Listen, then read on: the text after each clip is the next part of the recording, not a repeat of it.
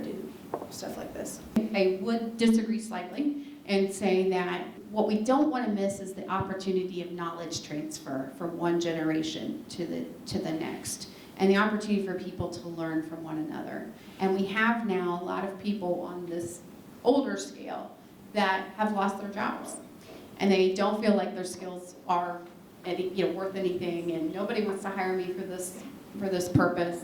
And I think keeping people engaged in some sort of activity in that level, I think, is an incredible way for us to serve the community. But I agree with your premise regarding we've got to make sure that the kids are involved and that this is part of what they do. They do it all the time. I just buy my nephews little electronic sets, and next thing you know, they build a robot. No, I mean, I'm exaggerating, but they get it, and it's important for us to keep feeding that. The other thing about makerspaces that I'm learning as I read and listen and do all these things is that even though you've decided on your career path, and in this group that you feel that you've decided on your career path, creativity is one of the strongest drivers for innovation and ultimately entrepreneurship.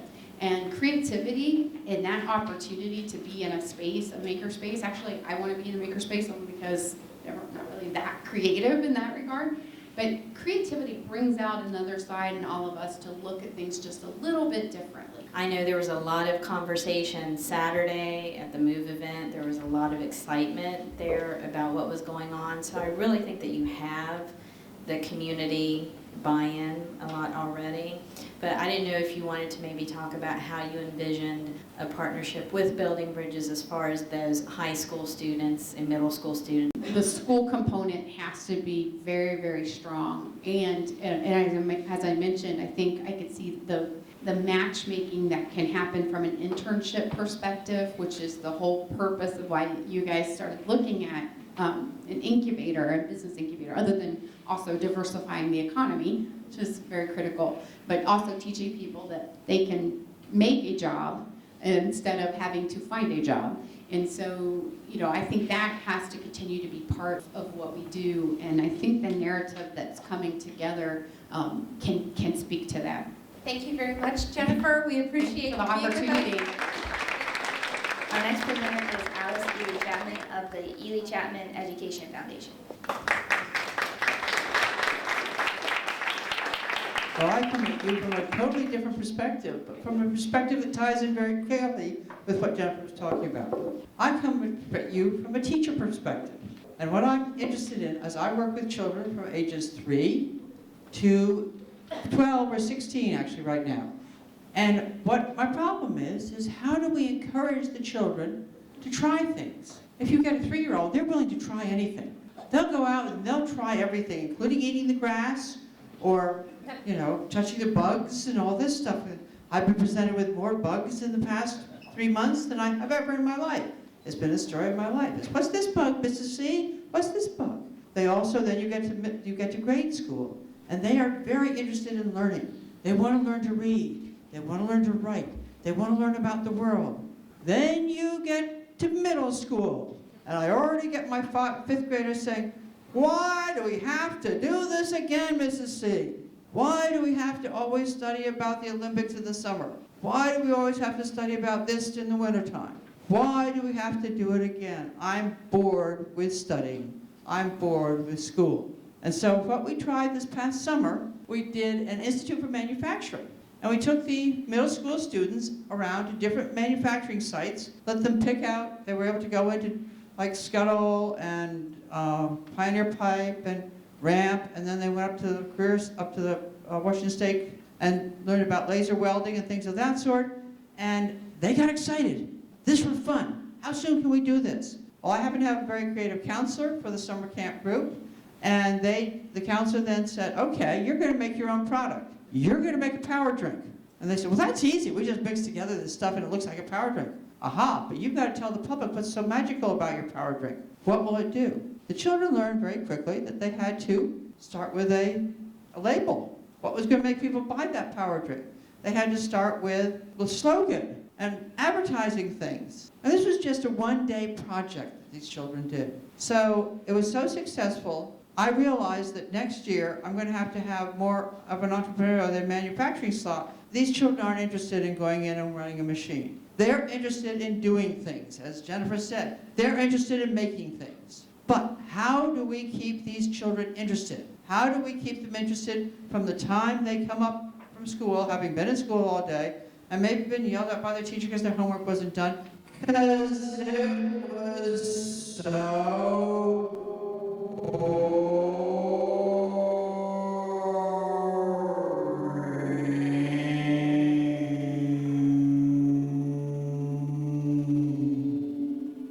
How do we inspire children to want to learn about entrepreneurship? How do we inspire them to want to be an entrepreneur? How do we inspire them to want to take part in this? We have two very exciting things that have just happened the past 2 weeks. I was supposed to come and give you that pitch, but unfortunately that's already started. One was we found out that there was a very interesting correlation between the way middle school children think and have to learn and coding, computer coding. We went to Jackie and said, what can we do about this? Jackie put us in touch with somebody, and now I have a young man, Jonathan Craig, who comes in and teaches coding twice a week, teaches a couple of young men who are interested in making things move on the computer. They're interested in actually getting down to the nitty-gritty of what does coding do? How does it make things move on the computer? How does it make things think? The other part of this was to get some entrepreneurship. She's coming in to start an entrepreneurial course for my children.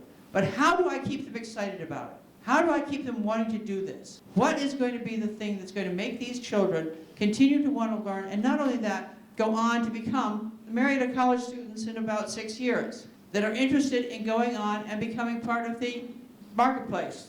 I forgot what she called it. It's been a long day, what can I say? And it's been a very long day. It's been a long, long day. Got some rundown shoes.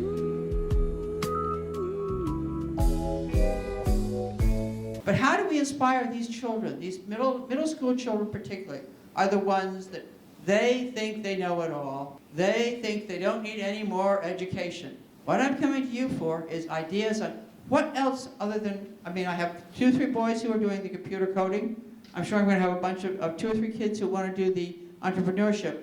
What other things can I get these kids excited about that will make them want to go on and become the leaders we want them to be in the future? The leaders of our country, which says some, I won't even go that.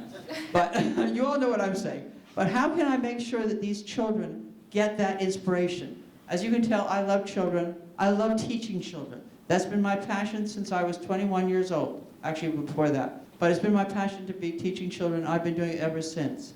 I want to turn other children on to their passion. Doesn't have to be teaching, doesn't have to be anything else. It has to be their passion though. Because if it's not their passion, they're going to be like many of the millenniums and go between 3 to 5 to 7 jobs in their career and end up, as my older boy is now, discovering that he's not really happy having done this. He wants to find something he's passionate about. And I feel that we have a generation of children who've been brought up not taught how to find their passion. And so I'm coming to you, asking you for help on teaching children to find their passion in life.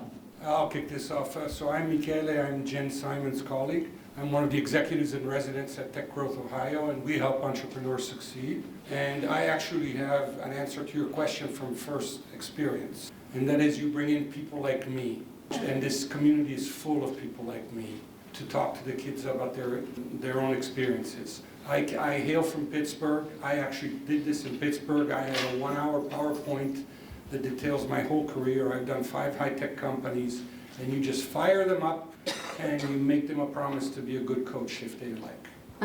Well, I think that we could all agree that the one thing middle schoolers are really good at is complaining about things. That's just kind of the nature. And so entrepreneurship is very much about finding problems and solving them. So one thing you could do is to kind of turn that complaining into find the problems. Figure out what actually you hate and you want to be different. And whether it's McDonald's should serve breakfast all day, which of course they just solved, or whatever it may be that, these shoes don't fit right. Figure out all these problems that you've been complaining about. Then decide on one that you actually want to do something about. And I think that finding something that they're really genuinely interested in gets them going, like complaining and trying to figure out what should be better, could really engage them in actually trying to solve and spark that entrepreneurial spirit. And I've seen it in the entrepreneurship camp that they run here, in which you have students who are really quiet, who might not necessarily engage, but they notice a lot of things that could be better. And so just throwing up a whole bunch of bad things that are happening and figuring out how to solve it could definitely engage them.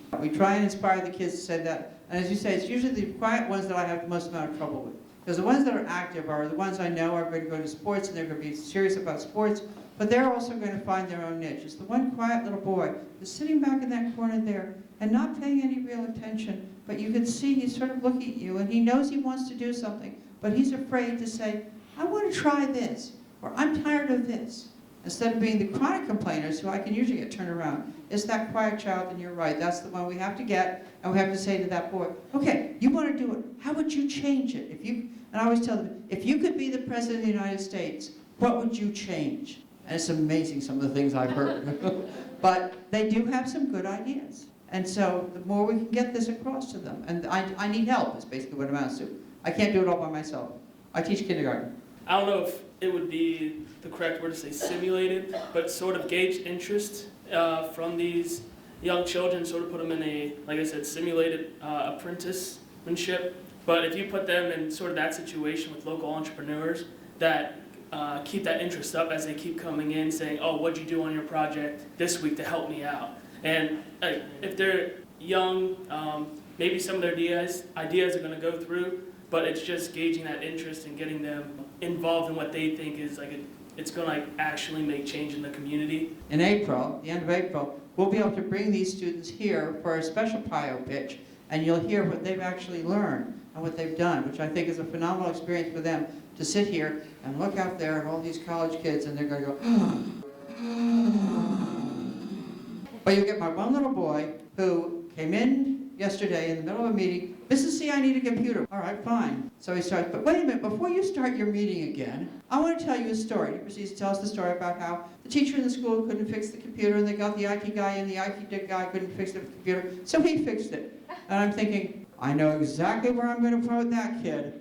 He actually can fix computers. He's 6th grade. Last year he couldn't do a thing. He couldn't do any math. He can fix computers. Guess where he's going to learn his math from? Fixing computers. So this kid has completely turned himself around, partially by what we did with him this summer, but primarily by just having found this one skill. And that's my hope, is to tap that skill in every child. Because every child, every person has a passion. And that passion is what's going to lead our country. Because we're no longer going to be a manufacturing country as much as we were in the past. When I was a little girl, we're going to be a country of entrepreneurship. A country of people who are doing their own thing, who have their passion in life, and can say to the world, this is what you really need. You don't need to buy another computer. You need to get this and this done to get your computer fixed. You don't need to buy another car. We can help your car get fixed. All of this is better for the environment. And we can do this. Students at that age, they value the opinions of other students a lot more highly than those of the professors a lot of times. So I feel like a good way to get people involved is to find students that are already passionate and get them to promote to the other students that, finding a passion, finding something to do other than that is cool. It's something that they should be looking towards. So kind of like partnering with the people who have already figured it out to try and inspire the other ones. All you have to do is come in and see my 5th grade and my 6th grade children, and you'll see the entire expanse of what you see in any classroom. And any professor will tell you it's the same way. The kid who's really heavily taking notes. The kid who's sitting there playing with his tablet if he's got one. So, and so we have to get those children to zero in and adapt the other children into what they're looking at. Their minds are somewhere else entirely. And if I want to capture what they're thinking at that point. Don't ask them to write it down, though. Now you turn them off the minute you do that. Thinking about middle schoolers, how do you feel that the burden of finding one's passion can actually be overwhelming to kids when they grow up? It definitely can. Because I've known people that it is actually perplexing to them that there is no obvious passion, and that in itself can be inhibiting to them. Then I want them to find something that they're interested in. If they don't want to do the Olympics, what else would you like to do? If they don't want to study American Indians, what else would you like to do? Don't just tell me it's boring. Tell me what else you would like to do. And so often I just get this, well, I don't know. That's where we need help from college students primarily, because let me tell you, they look up to college students. They love having college students come in and visit, And they love having college students or even like high school students come in and talk to them because they feel, these people understand me. My teachers don't understand me. That age group thinks the college students understand them. My point is to capture those children. And they may not be passionate about it next year, but let's be passionate about it now. And let's teach them what to do with that passion and how to make that passion into a lifelong learning skill. And that is my ultimate goal. I started out as a music student. I had been playing the piano when I was 3 years old. I have perfect pitch. I very quickly became an avid birder because I could hear the sounds of all the different birds and could distinguish them by sound. That's something most people don't know about me. In fact, I've mentioned it to somebody in my office. They said, I didn't know you like birds. But I'm totally now passionate about teaching children. Your passions will change as your life experiences change. But learn how to use that passion as it changes to the next adventure. As a prime example, my husband was a letter carrier for 32 years. He has a passion with guns. We moved here to Marietta so he could become a gunsmith. And in 1998, we opened a gunsmith shop. It was the first and only gunsmith shop that's been in Marietta. We had to close it when he started having problems with his hands. That was a case of where he learned to take a passion as a child, put it aside because of life experiences, and go back to it later. So to say we do need to get the children involved in this makerspace, but we also have to remember that there are those people who have retired from their jobs and want to go on and do something. They don't want to sit home on the rocking chair. When you're 72 years old, you don't want to sit home on a rocking chair anymore. That is not the way senior citizens want to be. They want to be out doing things. And the children and you guys will learn so much from those of us who are in our 60s and 70s. I'll tell you that right now. We can't do as much in the wintertime, but in the summertime is hands-on learning. I do not believe in testing and test scores. I personally think that, and this is my personal opinion, that teachers should, instead of doing testing, should make a portfolio of the child's work and have it be creative.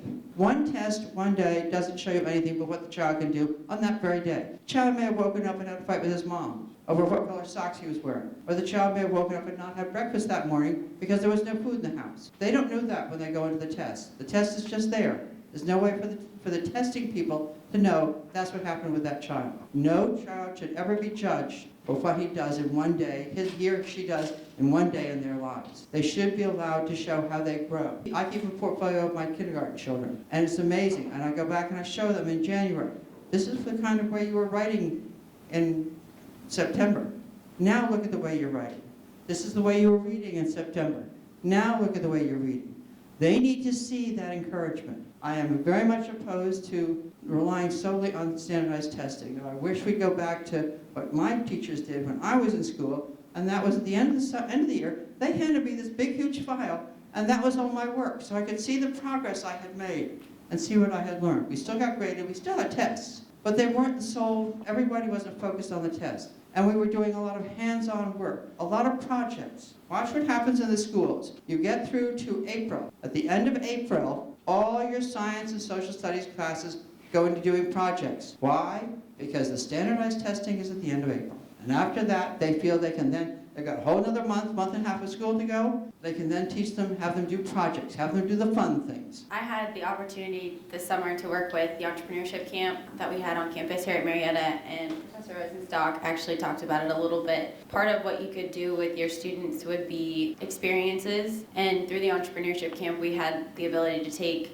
our students, the ones that came to camp, on field trips where they got to see different things, like different businesses, how people do things, what they're doing, what they want to accomplish, and things like that. And a lot of our campers came with an idea that they thought they wanted to pursue, and then after all of the field trips and the experiences that we gave them, their ideas changed, and they were more excited about them after they had those experiences than before. This year, I've already told Sherrod Brown's office that I will not do it as a manufacturing camp. I will do it as a combination of manufacturing and the entrepreneurship, because I think they need to get into they need to go into a mechanic shop and see what a mechanic does. They need to go into a beauty shop and see what a beauty shop. They may think the beauty shop, oh, it's all that fancy stuff there. But they have to learn all the other things, all the nitty-gritty. They need to find out about the legal ramifications of starting your own business. Starting a retail store, starting a Starbucks. For all we may know, one of the children that's coming out of my school or out of the local schools could be the next Bill Gates and start a different kind of computer. If we don't get field trips, we bring people in. And that's been a phenomenal experience for them too. I'm wondering, I know that it's difficult for you to get them out on field trips, but with Family Career Awareness Day coming up, I'm wondering, is there any way that we could get them there so that they could interact with these 50 businesses? Because we never know when that light bulb is going to go off for them. There's a light at the end of my tunnel. My bus, my little blue bus, which was the green pickle when it was green and is now the blue whale, is dying a very fast death. Because none of its gauges work, none of its wipers work, and the fans don't work. However, thanks to Marietta Community Foundation, we have been given the money to purchase a new used bus. So my hope is that a year from now, definitely we will plan on bringing them right down to the program. But right now, I would not trust that bus any farther than I can make it push. It's got a beautiful engine if anybody wants an old 1986 Ford engine. I can get them one very reasonably. However, the structure around it is fast dying, and it's all the little things. Like we had an oil leak, now we've got the gauges. Next thing it'll be the brakes, next it'll be, the wipers, next thing it'll be, the seatbelts are going completely, well, you know that. But they're 1986 seatbelts, what can I say? Once again, thank you for I've been here 36 years in this community and I've watched what's happened, and it's just phenomenal, the work you've done. My point to finish is the concept of play. We've lost that a bit. We read about it, we hear about it, lots of studies done, random play versus organized sports and play. And I'm wondering, I don't know what level middle school children, in a sense, play, the way we think of as 3-year-olds or certainly at the elementary level. But I'm wondering if there's opportunity for play to occur, what you can observe from a young person while they play, in order to help identify what that interest or that passion could be. So I'm a big person on play. I don't care how old you are, but I'm wondering about that at the middle school level. So they're a lot less willing to play, but if you can break down that subconsciousness and get them involved in something, I think we're going to see them playing. And when I talk to Brianna again, she's coming in again, I think next week to talk to me. She starts a week from today. I'm going to have her say to her, what I want them to do is when they make their companies, and each group is going to make their companies and their groups can decide what they want to be, they are then going to have to try and sell their product to the little kids. And every Friday for 10 minutes after snack, there'll be a store set up or a place set up where they can sell their product to little kids. That's the only way I know of to get them past that self-consciousness of being afraid to be not looking cool or looking odd if they play. If you can get them beyond that, it's great. What's happening now is that these children, a lot of my middle school children, are going down and playing with my preschool children. Mm-hmm.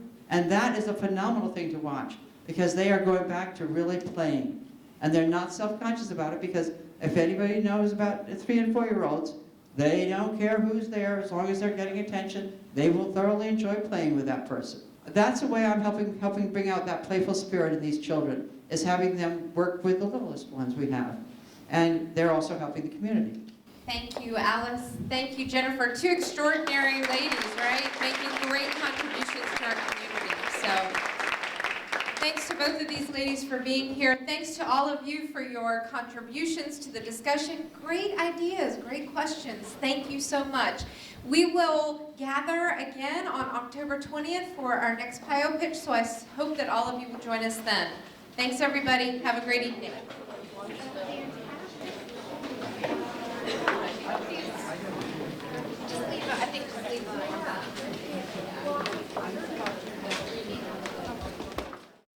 What's that bee doing flying around? There's a bee in there. Hey, Bert, can you come in here quick and bring a swatter? There's a bee loose in the room. Or even worse, there's a bat in the building. My heart skipped a beat. Like I was like, could that happen? Be careful, Bert is going to sting you on the nose.